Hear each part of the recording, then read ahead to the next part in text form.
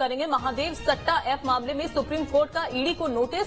सुनील दमानी की जमानत याचिका पर जारी किया नोटिस। सुनील दमानी ने हाईकोर्ट के फैसले को सुप्रीम कोर्ट में चुनौती दी थी। बता दें आपको कि हाईकोर्ट ने सुनील दमानी की जमानत याचिका भी खारिज की थी। महादेव सट्टा ऐप मामले में दमानी भाइयों पर फर्जीवाड़े का आरोप लगाया गया।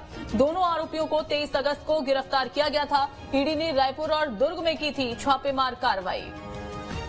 तो ये बड़ी खबर आपको बता रहे हैं। सट्टा मामले में ये बड़ी जानकारी जो है वो सामने आई है। महादेव सट्टा ऐप मामले में सुप्रीम कोर्ट का ईडी को नोटिस।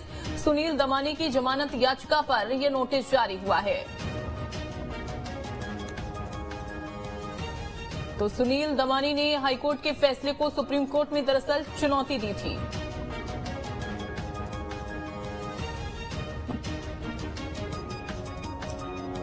और हमारे साथ हमारे सहयोगी जुड़ गए हैं ज्यादा जानकारी के साथ इसी खबर पर। दिल्ली से सुशील हमारे साथ जुड़ गए हैं और इसके अलावा अंकुश हमारे साथ रायपुर से जुड़े हुए हैं। सबसे पहले तो सुशील आपके पास ही आते हुए, चूंकि अब सुनील दमानी ने हाईकोर्ट के फैसले के बाद अब सुप्रीम कोर्ट में इसको लेकर अब चुनौती दी थी, लेकिन अब ईडी का नोटिस जो है वो सामने आता है। ईडी को निर्देश दिए जाते हैं सुप्रीम कोर्ट की ओर से। क्या स्पेशली सुप्रीम कोर्ट की ओर से कहा गया?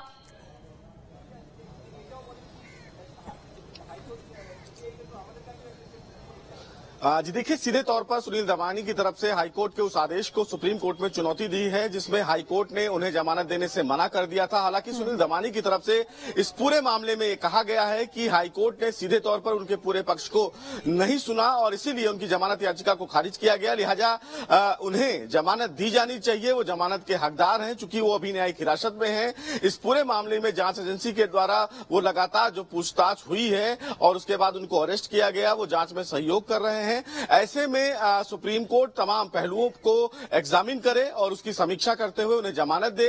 हालांकि सुप्रीम कोर्ट ने इस पूरे मामले में सुनवाई करते हुए सुनील दमानी की याचिका पर जो फिलहाल जांच एजेंसी ईडी है उसको नोटिस जारी किया है और सुप्रीम कोर्ट ने इस पूरे मामले में ईडी से जवाब मांगा है। सुप्रीम कोर्ट ने ईडी से यह भी कहा है कि इस पूरे मामले में जांच की स्टेज क्या है, इसको लेकर भी जानकारी सुप्रीम कोर्ट के साथ साझा की जाए। चूंकि इस पूरे मामले में 23 अगस्त को जब छापेमारी की गई थी तभी ये तमाम अरेस्टिंग की गई और आरोप ये है कि ये तमाम जो हवाला कारोबारी हैं वो पैसा लेकर इधर से उधर कर रहे थे, जिसमें कई बड़े लोगों के नाम सामने आए महादेव सट्टा ऐप के द्वारा। अब ऐसे में ये देखना है कि सुप्रीम कोर्ट में जब जांच एजेंसी ईडी अपना जवाब दाखिल करेगी तो क्या फिलहाल इस समय ट्रायल का स्टेज है वो बताएगी और जमानत को लेकर फिलहाल ईडी का क्या रिस्पॉन्स होता है सुप्रीम कोर्ट में, ये भी देखना बेहद अहम होगा। लेकिन सुनील दमानी की तरफ से बार बार यही कहा जा रहा था कि हाईकोर्ट के द्वारा पर्याप्त समय उनको नहीं दिया गया, उनके पक्ष को ठीक से नहीं सुना गया। लिहाजा सुप्रीम कोर्ट ने इसी बाबत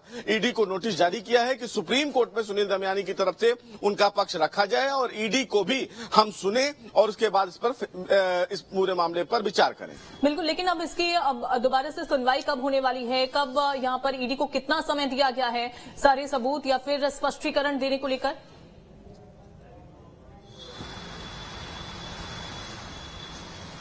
जी देखिए, 3 हफ्ते का समय फिलहाल जांच एजेंसी ईडी को दिया है। 3 हफ्ते के भीतर ईडी इस पूरे मामले में अपना जवाब सुप्रीम कोर्ट में दाखिल करेगी। 3 हफ्ते के बाद सुप्रीम कोर्ट इस पूरे मामले की सुनवाई करेगा। तब देखना बेहद अहम होगा कि जो सुनवाई को लेकर सुप्रीम कोर्ट क्या कुछ अहम आदेश जारी करता है। लेकिन निश्चित रूप से ईडी को अब जब अपना जवाब दाखिल करना होगा तो महादेव सट्टा ऐप से जुड़े मामले में ट्रायल का स्टेज क्या है और सुनील दमानी को जमानत दी जाए या ना दी जाए, इसको लेकर ईडी को सुप्रीम कोर्ट को जानकारी देनी होगी हलफनामा दाखिल करके। बिल्कुल अंकुश, चूंकि अभी तो फिलहाल इस पर सस्पेंस बना हुआ है। एक तरफ तो यहाँ पर हाईकोर्ट के फैसले को चुनौती सुप्रीम कोर्ट में दमानी की ओर से दी जाती है, लेकिन दमानी भाइयों के साथ साथ हमने देखा है कि एसआई का नाम भी इसमें सामने आया।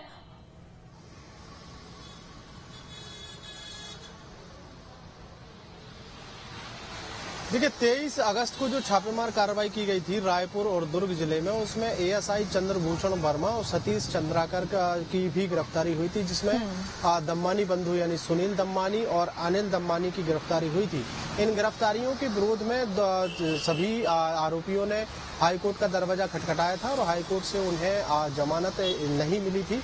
जमानत याचिका खारिज होने के फैसले के खिलाफ ही इन्होंने सुप्रीम कोर्ट का दरवाजा खटखटाया और सुप्रीम कोर्ट ने ये जानने की कोशिश की है। अब ये यूं कहा जाए कि सुप्रीम कोर्ट ने जो ईडी को नोटिस इशू किया है, उस नोटिस के माध्यम से सुप्रीम कोर्ट की मंशा ये है जानने की कि आखिर हाई कोर्ट से इनकी जमानत याचिका खारिज क्यों हुई, और अगर सुप्रीम कोर्ट उन्हें जमानत देना चाहे तो ईडी को ये बताना होगा कि ये कौन सी स्टेज पर है, कौन से हवाला कारोबार में, कौन कौन से हवाला कारोबार में इनकी जो है ये शामिल रहे हैं, किन किन अपराधों में ये लिप्त रहे। उन तमाम अपराधों की गिनती जो है ईडी जब कराएगा तो उसके बाद सुप्रीम कोर्ट फैसला लेगा। 4 लोगों के नाम है। चूंकि अगर शुरुआती तौर पर देखें तो छत्तीसगढ़ के भिलाई से महादेव सट्टा ऐप की शुरुआत होती है। अब चूंकि ये पूरा मामला नेशनल ही नहीं इंटरनेशनल हो गया और पूरे विश्व भर में इसके कनेक्शन देखे गए हैं। हम दुबई की बात कर लें, दिल्ली, दुबई के अलावा अन्य देशों की अगर बात कर लें तो वहां भी इसके कनेक्शन मिले हैं, लेकिन उतने लंबे कनेक्शन होने के बाद भी अभी भी हिंदुस्तान के अलग अलग शहरों में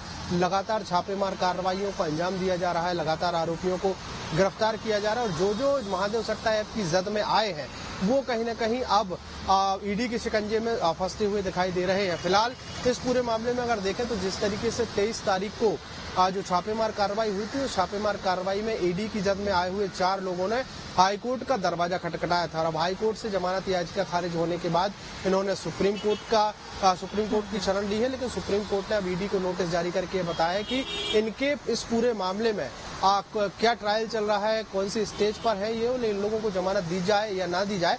इसी कारण से ईडी को जो है नोटिस दिया गया है। अब ईडी जो है अपना हलफनामा पेश करेगी, अपनी तरफ से जवाब पेश करेगी, उसके बाद सुप्रीम कोर्ट अगला फैसला लेते हुए दिखाई देगा।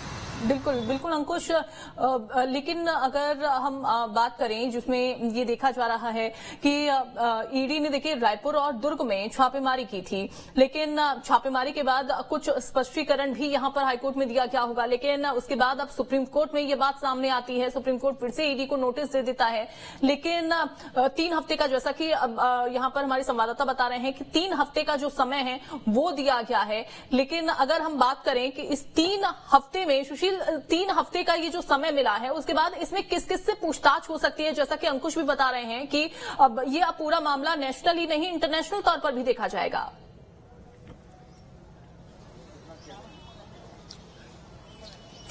जी देखिए, पूछताछ को लेकर फिलहाल सुप्रीम कोर्ट ने कोई रोक नहीं लगाई है। जांच एजेंसी अभी भी इस पूरे मामले में स्वतंत्र है। वो जिस तरह भी जांच करना चाहती है, अगर वो कहीं पर छापेमारी करना चाहती है तो वो कर सकती है, उस पर कोई रोक नहीं है। सुप्रीम कोर्ट में सिर्फ ईडी को ये जानकारी देनी है कि अभी तक इस पूरे मामले में जांच को लेकर जैसे ईडी बढ़ रही थी, छापेमारी अगर वो कर रही है तो कितने ऐसे अक्यूज्ड हैं जिनको गिरफ्तार किया गया है। अगर मामला ट्रायल कोर्ट में चल रहा है ट्रायल को लेकर, तो इस पूरे मामले में ट्रायल का स्टेज कहां तक है, कितने गवाहों के बयान दर्ज हुए, आगे इन्वेस्टिगेशन को लेकर ईडी कैसे आगे बढ़ेगी। तो इन तमाम पहलुओं पर 3 हफ्ते में हलफनामा दाखिल करके ये जानकारी ईडी को देनी होगी। लेकिन ईडी पर किसी भी तरीके की कार्रवाई पर सुप्रीम कोर्ट ने कोई रोक नहीं लगाया है। अगर ईडी को ये लगता है कि इस पूरे मामले में भविष्य में और गिरफ्तारियां करनी है या और पूछताछ करनी है तो वो कर सकती है। लेकिन सुनील दमयानी की जो जमानत अर्जी है उसको लेकर ईडी को ये रिस्पॉन्स फाइल करना है सुप्रीम कोर्ट में और ये बताना है